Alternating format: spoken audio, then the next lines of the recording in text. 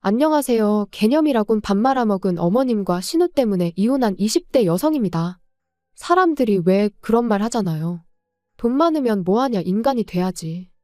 그리고 저는 그 말이 딱 저희 신우를 위한 말이라고 생각합니다. 사람이 아무리 잘나면 뭐해요. 지 부모 알기를 개떡같이 알고 다른 사람 알기를 지 발톱의 때만도 못하게 하는데. 하긴 그 모양이니까 지가 저지른 일도 끝까지 남한테 떠넘기고 그런 거겠지만요. 아무튼 이런 개망나니 같은 집구석하고 제가 어쩌다 연을 맺게 된 거냐면 다 남편 때문이죠 뭐. 남편과 저는 떡집에서 만났어요. 저는 떡집 주인이었고 남편은 손님이었죠. 그리고 여담이지만 제가 20대에 이른 나이에 떡집을 운영하게 된 건 원래는 저희 어머니가 떡집을 운영하셨거든요. 그런데 하루는 저희 어머니께서 손목을 크게 다치시면서 얼떨결에 제가 도맡게 됐네요. 그런데 생각보다 제적성에 잘 맞아서 지금까지 하고 있고요. 남편하고는 궁합도 안 본다는 4살 차이라 그런가 사귄 지 1년 만에 결혼 이야기가 나왔습니다. 그런데 제가 결혼한다고 하니 주변에서 이런저런 말들이 많대요. 아직 한참 어린데 뭐하러 벌써 가냐. 이 남자 저 남자 만나보고 해도 늦지 않는다. 그런데 그때는 콩깍지가 씌어도 단단히 씌어 있었는지 그런 말이 별로 귀에 들어오질 않았어요. 게다가 그 당시 저는 결혼을 미루고 이뤄야 할 만큼 큰 목표도 없었으니까요. 하지만 돌이켜 생각해보면 그럼에도 불구하고 저로 하여금 결혼을 망설이게 한 쎄한 일이 있었는데 그건 바로 남편의 누나 신우였습니다. 신우는 처음부터 저에게 호의적이지 않았어요. 결혼 이야기가 나오고 처음 시댁에 인사를 드리러 갔던 날이었습니다. 주변에서들 어찌나 겁을 주던지 이래저래 긴장을 많이 하고 갔었죠. 하지만 다행이랄지 시부모님께선 두 분 다 저한테 오느라 고생했다며 반갑게 맞아주셨습니다. 그런데 제가 뭐라고 대답할 새도 없이 저쪽 소파에 앉아있던 신우가 저를 기분 나쁘게 위아래로 훑어보고는 에어컨 빵빵하게 나오는 차 타고 왔을 텐데 무슨 고생이냐며 어머님 아버님께 무안을 주는 거예요. 그리고 당연히 저도 어찌나 무안하던지. 게다가 신우의 막말은 거기서 끝이 아니었습니다.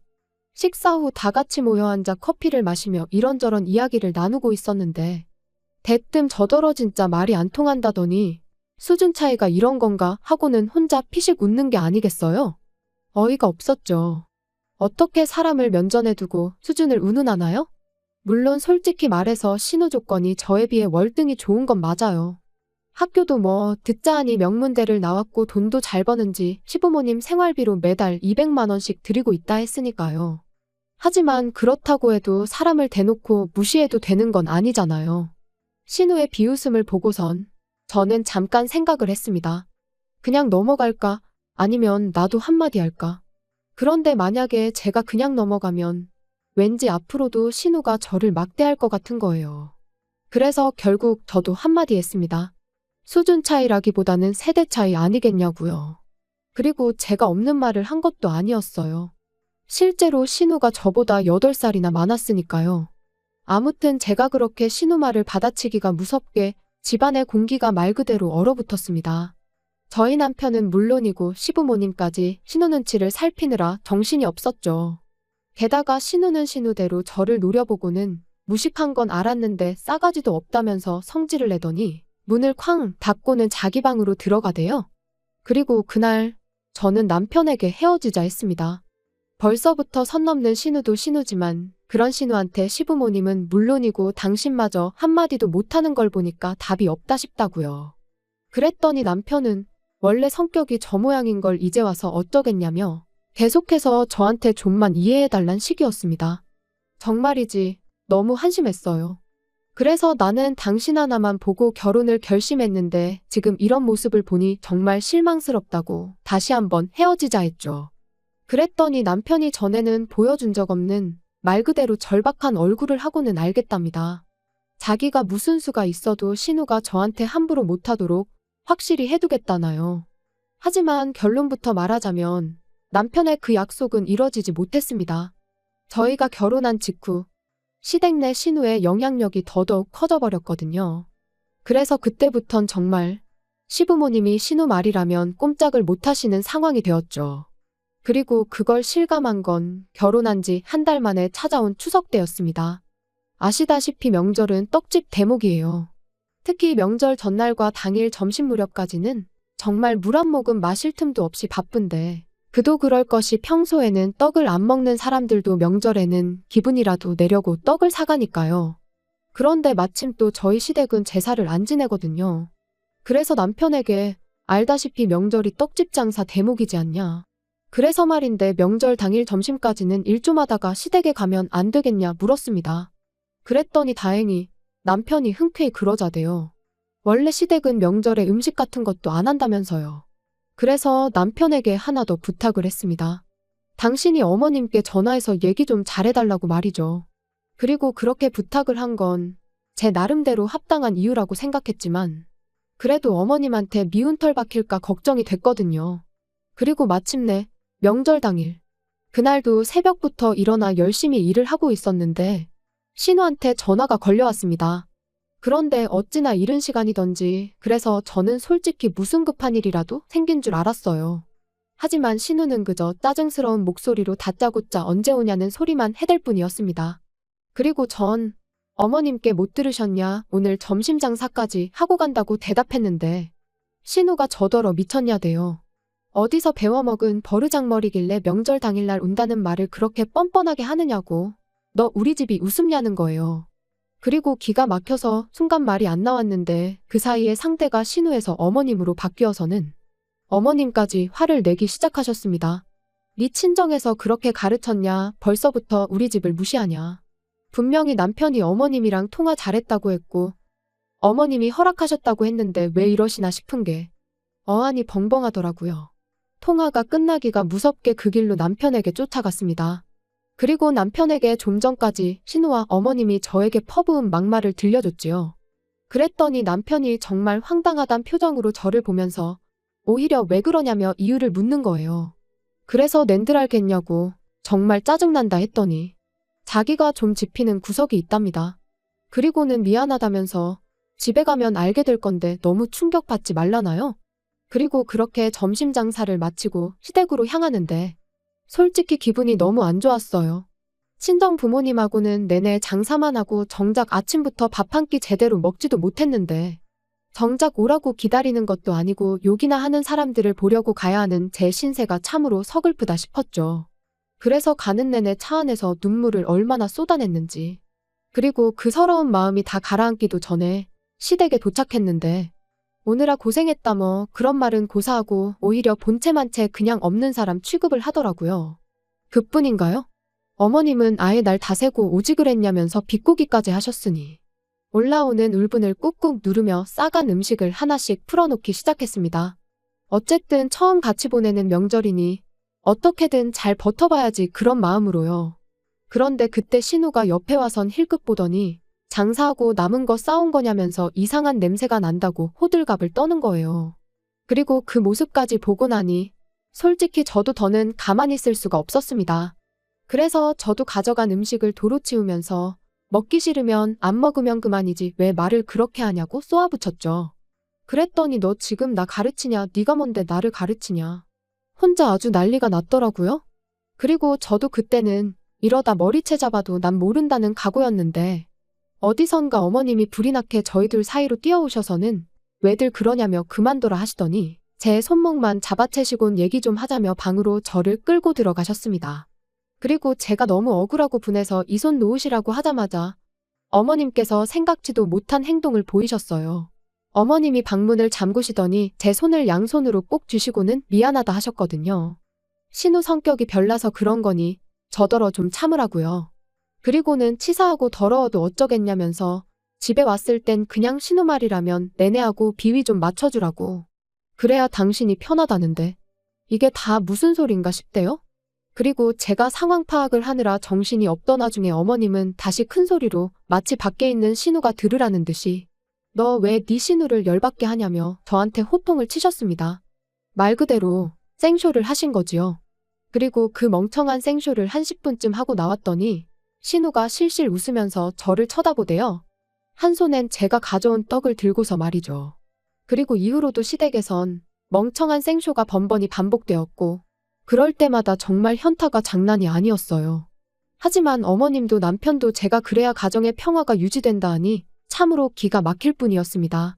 그리고 사실 저도 저지만 저는 어머님이 너무 불쌍하더라고요. 생활비 때문에 딸 눈치를 보느라 생쇼를 하시는 그 심정이 오죽할까 싶어서요. 그리고 아닌 게 아니라 어머님이 먼저 저에게 신우흉을 보는 일도 많았습니다. 딸이나 되니까 참고 살지. 정말 치사하고 더럽다면서 말이죠. 그리고 이제 와서 말이지만 어머님이 신우흉을 보실 때면 저는 마치 제가 어머님과 한편처럼 느껴졌고 그럴수록 신우는 더 얄밉게 보였거든요. 그런데 결국 세 사람 중 제일 멍청하고 한심한 사람은 저였어요. 어머님한테 결국 저는 딸인 신우와는 비할 수 없는 하찮은 존재나 다름없다는 걸 알게 되었으니까요. 제가 신우 말이라고 해도 고분고분 들어주지 않는다는 걸 알게 되신 시부모님께선 언젠가부터 시댁에 저를 자주 오게 하지 않으셨습니다. 그리고 저로서는 그런 시부모님의 조치가 무척 만족스러웠지요. 그런데 그날은 어째서인지 기니 할 이야기가 있어서 그러니 남편하고 주말에 내려오라며 연락을 해오셨더라고요. 그래서 토요일 아침 남편과 같이 시댁에 갔는데 해가 서쪽에서 뜬 것도 아니고 웬일로 신우가 현관문을 다 열어주면서 오느라 고생했다는 말을 하는 거예요. 게다가 그뿐만이 아니었습니다. 제가 평소처럼 부엌으로 향하니 아니라고 자기가 갖다 주겠다며 저더러 소파에 앉아서 쉬고 있으라나요?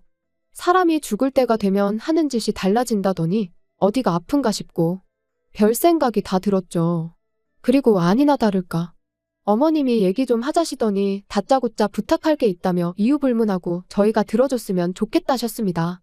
그래서 도대체 무슨 일이시냐 일단 말씀을 해보셔라 하니까 잠깐만 기다려라 하시더니 안방문을 두드리시며 나오라고 하시대요. 그리고 그렇게 안방에서 나온 건 5살 정도 돼 보이는 신우랑 저희 남편을 쏙 빼닮은 어린 남자아이였어요. 그래서 제가 설마 하는 눈빛으로 남편을 쳐다보니 저더러 무슨 생각을 하는 거냐면서 자기 애 아니라는 거예요. 그리고 알게 된 사실은 충격이었습니다. 신우가 몇 년 전 회사 일로 외국에서 한동안 지냈었는데 그때 꽤나 자유분방한 생활을 했었던 모양이더라고요. 연애도 하고 동거도 하고 애도 낳고. 그런데 이제 애를 맡아 키우던 아빠란 사람이 사고로 죽었대요. 그래서 그 아빠란 사람 가족들이 이제 신우더러 키우라고 애를 데리고 왔다나요? 무슨 드라마에서나 볼 법한 이야기를 듣고 있자니 이건 뭐 말이 안 된다 싶은 게 현실감이 하나도 없었어요. 그런데 그때 어머님께서 이제 상황 파악이 좀 되느냐며 하시는 말씀이 그래서 말인데 애를 저희 호적에 올려달랍니다. 미혼인 신우 호적에 올릴 수는 없지 않냐면서요. 어이가 없었어요. 그게 부탁한다고 들어줄 일이 아니잖아요. 그래서 당연히 고민할 것도 없이 안 된다고 했습니다. 그리고는 당신도 무슨 말이라도 해보라는 표정으로 남편을 쳐다봤는데 글쎄 이 인간이 한다는 말이 애 하나 우리 호적에 올린다고 우리가 큰 피해를 입고 그러는 건 아니지 않냐. 가족끼리 그 정도는 도와줄 수 있는 거 아니냐. 말 그대로 헛소리를 찍찍해대더라고요. 그래서 그럴 것 같으면 나랑 헤어지고 네 호적에나 올리라고 했어요. 그랬더니 어머님이 뜬금없이 하시는 말씀이 당신이 저를 왜 며느리로 들였는 줄 아냐입니다.